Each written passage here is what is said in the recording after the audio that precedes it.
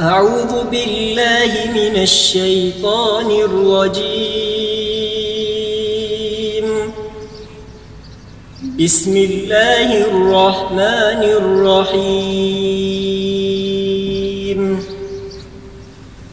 فأقم وجهك للدين حنيفا فطرة الله التي فطر الناس عليها لا تبديل لخلق الله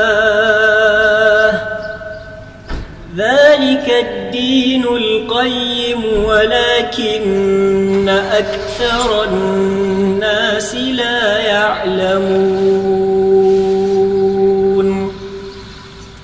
منيبين إليه واتقوه وأقيموا الصلاة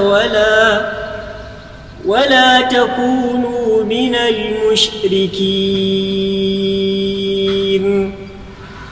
من الذين فرقوا دينهم وكانوا شيعا كل حزب بما لديهم فرحون